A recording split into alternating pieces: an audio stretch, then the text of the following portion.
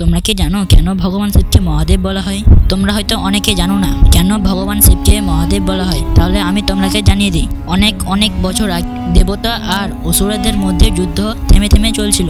তখন সৃষ্টির ভারসাম্য নষ্ট হতে বসেছিল। সবাই যখন দিশেহারা, তখন ভগবান শিব ছিলেন গভীর ধ্যানে, সংসার থেকে আলাদা পাহাড়ের গুহায় বসেছিলেন সম্পূর্ণ শান্তিতে। একদিন দেবতারা এলেন তার কাছে। তারা জানালেন, হে মহাদেব, দানবেদের শক্তি এত বেড়ে গেছে যে আমরা আর তাদের রুখতে পারছি না। শিব তখন কিছুক্ষণ চুপ করে রইল। তার চোখ বন্ধ ছিল, কিন্তু ভেতরে ভেতরে তিনি অনুভব করলেন এই জগতের ভারসাম্য রক্ষা করার জন্য তাকেই কিছু করতে হবে। ঠিক তখন শুরু হলো সমুদ্র মন্থন। দেবতা আর অসুরেরা একসাথে সমুদ্র থেকে অমৃত বের করতে লাগলেন।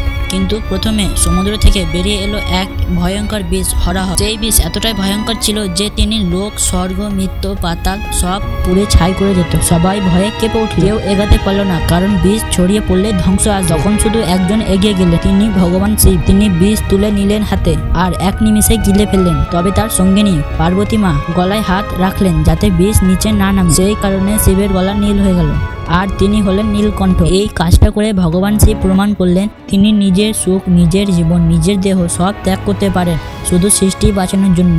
এই কারণে দেবতা, ঋষি, এমনকি অসুরেরাও তাকে সম্মান দিয়ে বলতে লাগলো, তিনি শুধু দেব নন, তিনি হলেন দেবের দেবতা মহাদেব।